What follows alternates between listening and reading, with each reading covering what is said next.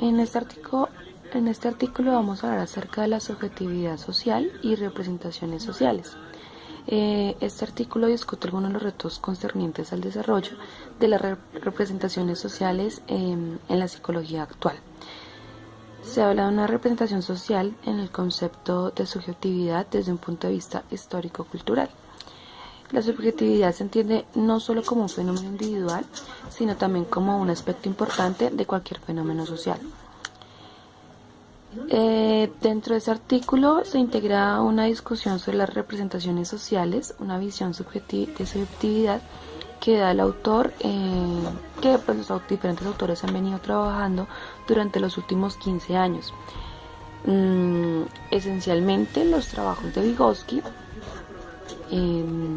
pues algunos de Piaget, y pues se dice que el objetivo es representar las representaciones sociales dentro de la articulación de la subjetividad social y la individual, defendiendo la importancia del sujeto en su carácter generador en los espacios sociales en el que se actúa.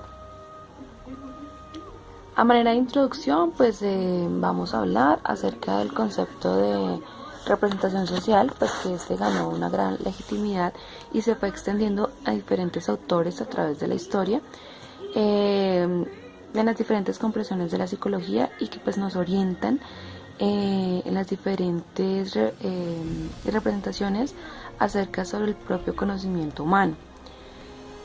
Piaget pues expresa un énfasis en los procesos cognitivos, mientras que Levinbrück, uno de los otros autores, pues también da más peso a lo cognitivo. Afirma que la inseparabilidad del intelecto de las emociones. También hablamos de un autor que se llama Durkheim. Este nos reivindica el carácter específico de lo social y a pesar de sus posiciones metodológicas positivistas comprendió con más claridad acerca de la especificidad ontológica de lo mental. Desde la perspectiva histórico-cultural, la subjetividad abre nuevas opciones para el desarrollo de las representaciones sociales y sobre todo permite una integración sobre lo individual y lo social.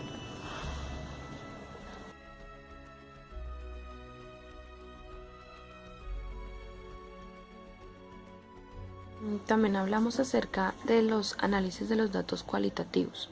El concepto del dato cualitativo pues dice que los datos en forma de palabras describen la comprensión de la acción social y sus efectos, por lo cual es muy difícil de medir dado que no son términos matemáticos y no pueden ser expresados en números.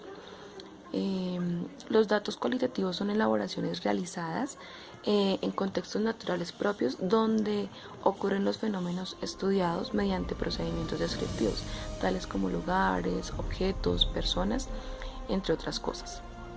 Se dice que el dato cualitativo puede definirse como una elaboración primaria que nos informa acerca de la existencia de una realidad, sus propiedades o el grado en que ésta se manifiesta.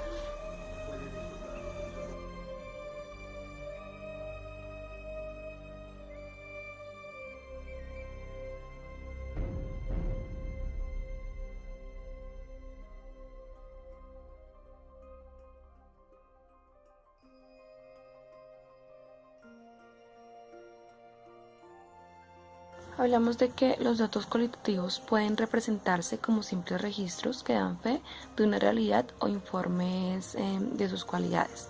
También recogen una amplia y diversa gama de información referida a un periodo de tiempo. Generalmente se recogen más a través de procedimientos de instrumentos y también la información extraída es expresada a través del lenguaje y es plasmada en registros escritos, así como la transcripción de entrevistas, notas de campo o diarios y anécdotas. También hablamos de las fuentes de datos cualitativos que ya las hemos nombrado, pero las vamos a recapitular acá, como los resultados de entrevistas, los documentos escritos, los comentarios de reuniones, grabaciones o filmaciones, conductas o sucesos recogidos en notas de campo, dentro de otras fuentes que también se manejan en los datos cualitativos.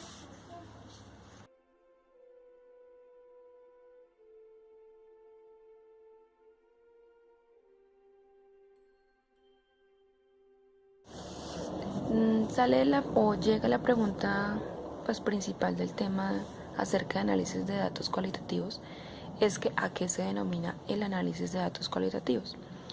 Se denomina análisis de datos a los datos obtenidos que han de ser organizados y manipulados para su análisis con el fin de establecer relaciones, interpretaciones y extraer significados relevantes de cara al problema abordado. Con este análisis se busca examinar las partes de algo, intentar conocer las relaciones que existen entre cada una y otras partes con el objetivo de reconstruir el significado global, como tal, pues del problema que estamos en este momento hablando. Hay unos pasos en el análisis de datos cualitativo. ¿Cuáles son? La reducción de la información, la disposición y representación de la información y la obtención de resultados y verificación de conclusiones.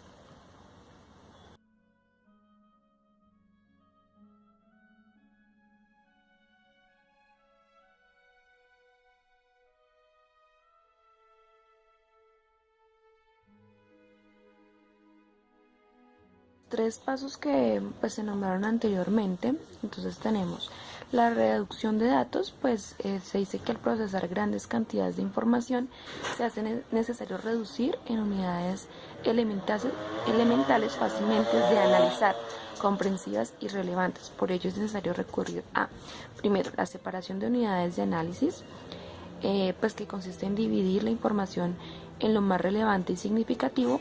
Para ello se debe explicar los criterios que llevaron a realizar dicha separación. Estos criterios pueden ser físicos, temáticos, gramaticales y también conversacionales o sociales.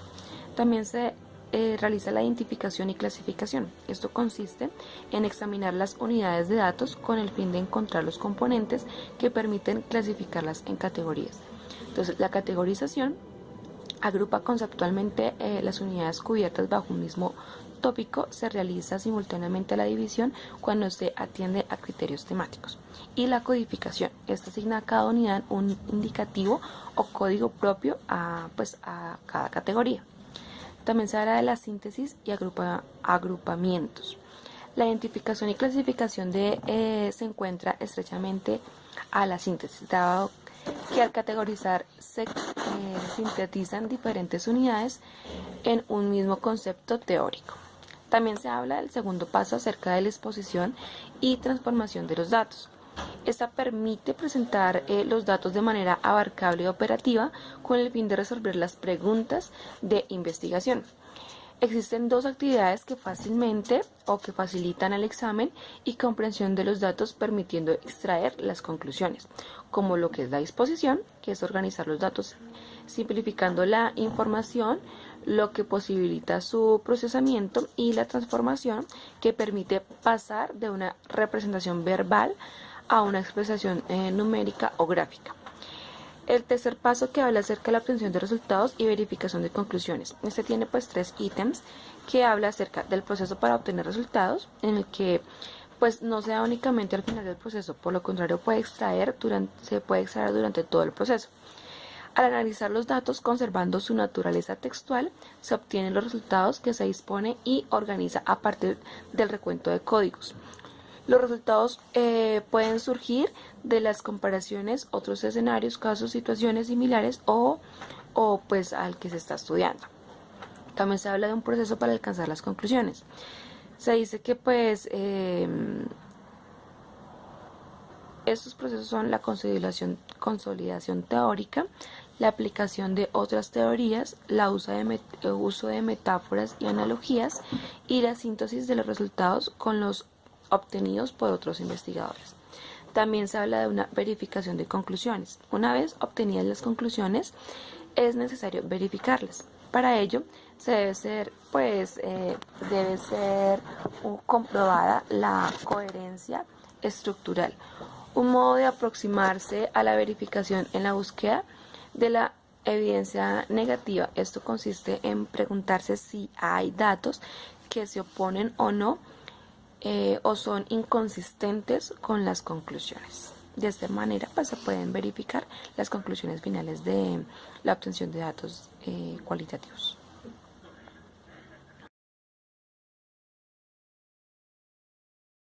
Tema a tratar es la hermenéutica, una actividad interpretativa.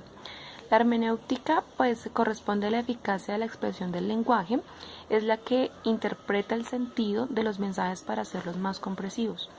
Dicho de este modo, la hermenéutica se puede decir que es una disciplina de la interpretación.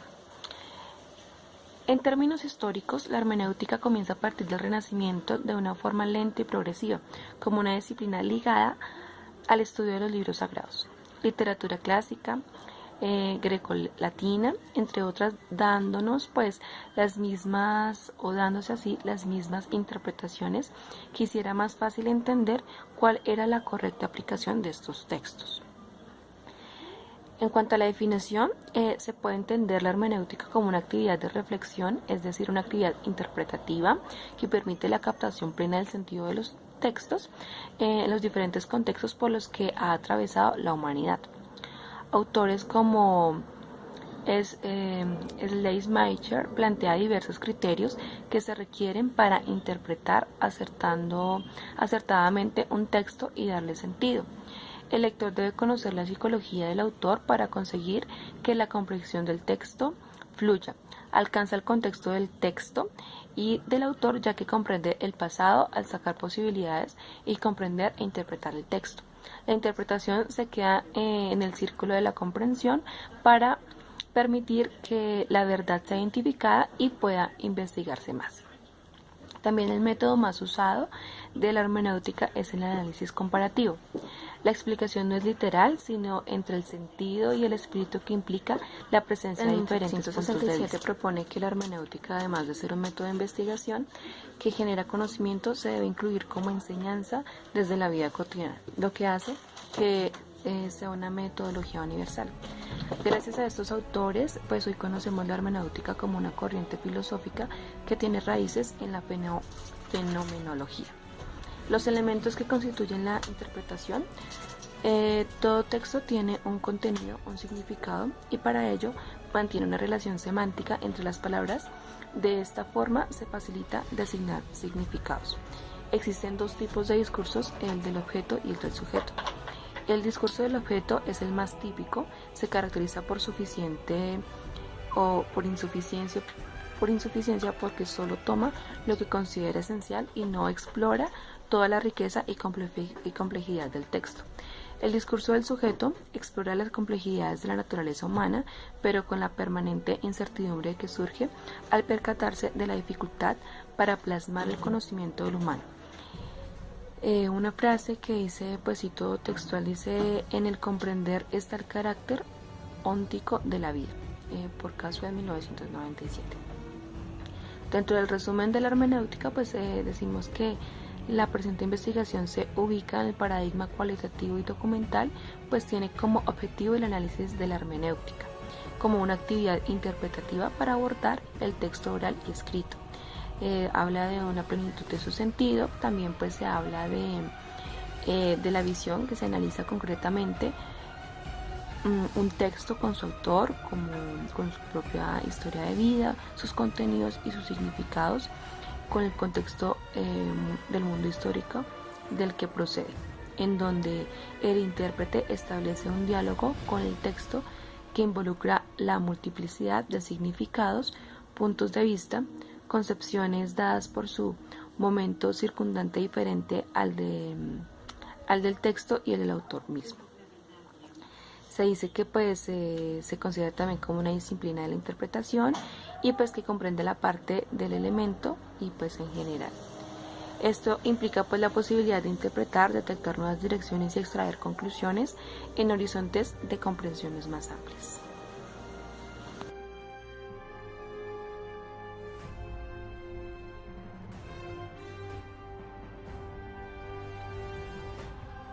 El último artículo del que vamos a hablar es acerca de develando el significado, el proceso del duelo de enfermeras pediátricas que se encuentran a la muerte de un paciente a causa del cáncer. Pues a manera de introducción dentro de este texto hablamos de que pues para los profesionales de la salud dedicados a la atención y el cuidado de pacientes, más que todo pues en este caso niños o pacientes con enfermedades crónicas o pues en este caso el cáncer, está la problemática que se transforma en algo más complejo de abordar. ¿Por qué? Porque pues se habla acerca de la sensación de impotencia que se surge como profesional de la salud frente al estado de salud de estos niños, y pues que es algo que ya se sabe que por más que de que surja un tratamiento, es un tratamiento netamente paliativo. Poco de los casos pues se curan, y los pocos casos que están durante el tratamiento son muy largos, y la perspectiva que uno tiene pues dentro del campo de la salud es bastante compleja. A su vez pues se trata que dentro del campo de trabajo hayan los errores mínimos pues para evitar algún tipo de malestar frente al tratamiento que se le está dando al niño. También pues según Burnout dice que es la presencia de una respuesta prolongada de estrés en el organismo ante los factores estresantes emocionales e interpretacionales que se presentan en el trabajo. Sí, es bastante estresante por el nivel complejo de la enfermedad como tal, y más la carga emocional que se trabaja, siendo pues en este caso niños. Dentro de la introducción del trabajo pues se habla de un objetivo que es develar el significado del duelo de enfermeras que enfrentaron la muerte de niños con cáncer, y el método que se utiliza es un diseño de investigación cualitativa de tipo fenomenológico que se funda en la filosofía desarrollada por Husserl. Este paradigma permite describir y clarificar la experiencia tal como se vive y se construye desde la conciencia de la persona que aporta el fenómeno en estudio. Voluntarios firmaron un consentimiento informado, lo que permitió que las psicólogas realizaran entrevistas a profundidad y que éstas fueran grabadas. Los criterios de inclusión por considerabilidad fueron enfermeras que trabajaron por más de 3 años en unidad oncológica pediátrica, que vivenciaron la muerte de pacientes durante su cuidado y que accedieron a participar voluntariamente durante este artículo y pues proceso de investigación.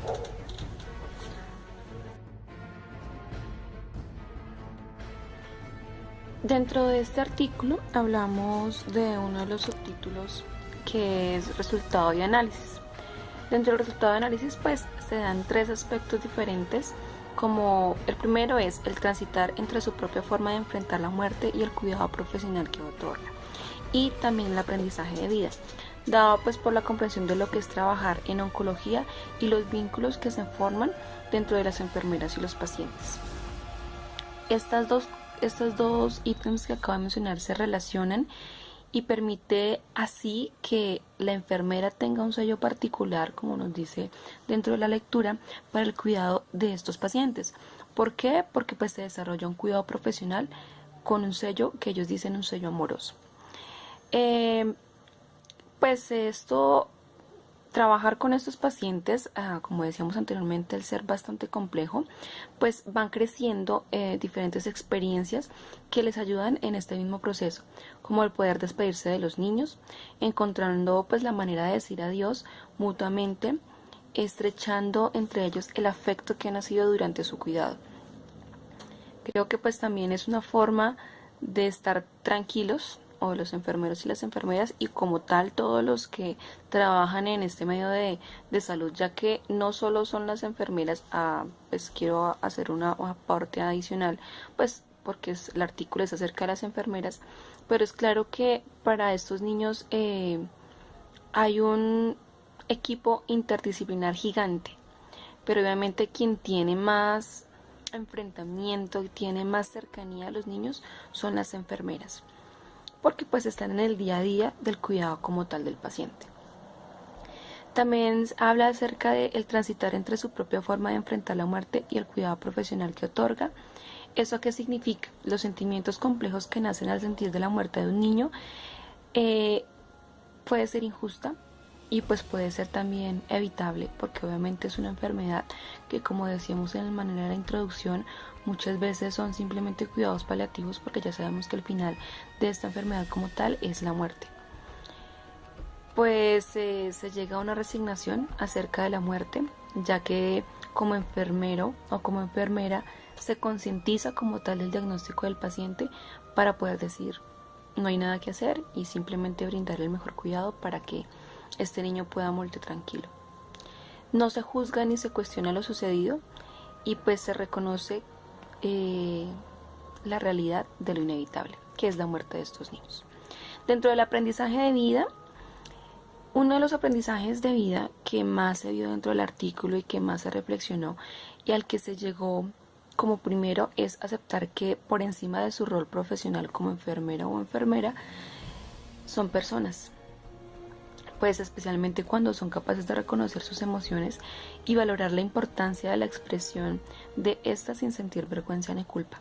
Porque yo creo que aquí podemos hacer un punto de comparación, ya que es muy cierto que en muchos de los centros hospitalarios se tiene estigmatizado el rol de enfermería como las personas que juzgan, las personas que hacen daño, que son vastas, que no tienen sentimientos. En muchas ocasiones pasa eso, pero porque también no hay como tal una enseñanza objetiva acerca de la importancia del ser persona.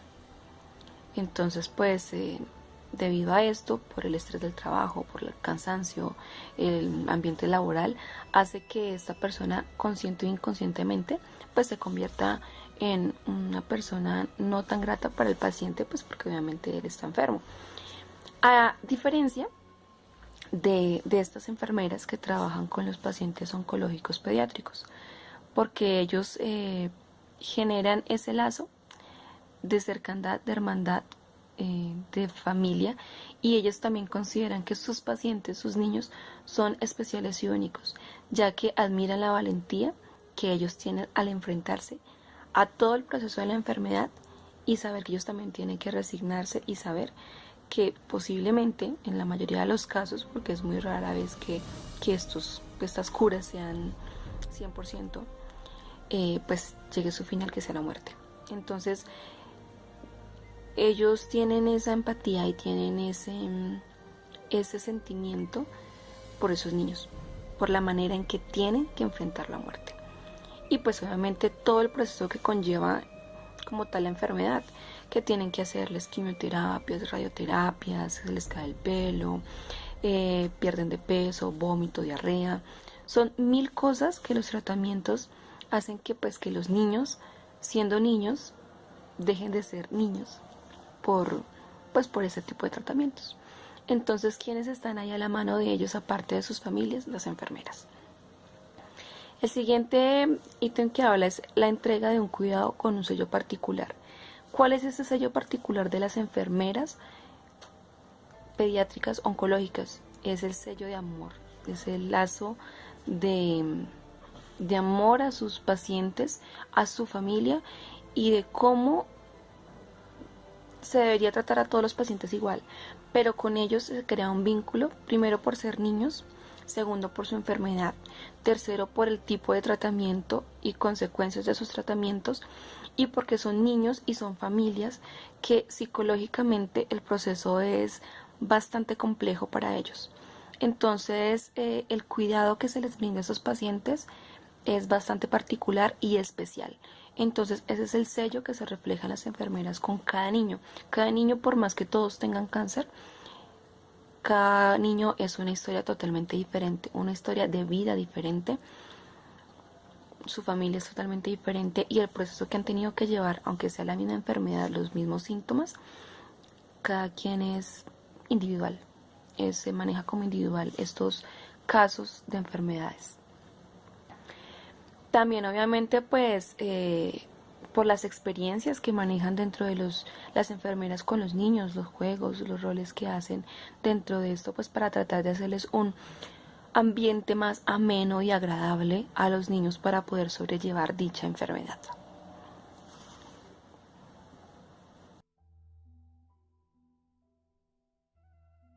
De la discusión y conclusiones, pues tenemos dentro de la discusión que se confirman los hallazgos de anteriores investigaciones donde se sostiene que el proceso de duelo no solo se vive por los familiares, sino por, en este caso, todas las personas que han tenido vínculo con el niño, entre los que destacamos pues a los profesionales de salud que atendieron y cuidaron de este niño.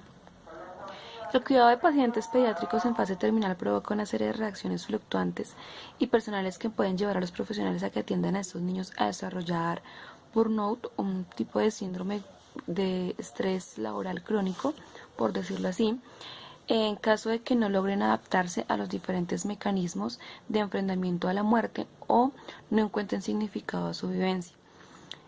En algunas investigaciones se destaca que las enfermeras que cuidan a pacientes de cáncer presentan un grado moderado o bajo de este síndrome, dado específicamente por la satisfacción de su rol. ¿Por qué? Porque pues en el momento de que se da la muerte del paciente, del niño, pues como enfermera se tiene en cuenta de que se hizo lo que tenía que hacerse mientras el niño estuvo en vida, darle una mejor calidad de vida, ayudar con sus cuidados generales, baño, asistirla en sus tratamientos, no solo a él sino a su familia. Entonces que la satisfacción del rol que se cumple como enfermera hacen que la predisposición a llevar a la enfermera a a este burnout o a este trastorno que se da de estrés laboral, pues sea un poco más bajo. Las enfermeras se sumergen en sus tareas laborales del día a día y bloquean ciertos sentimientos de tristeza y angustia con el objetivo de no afectar sus competencias.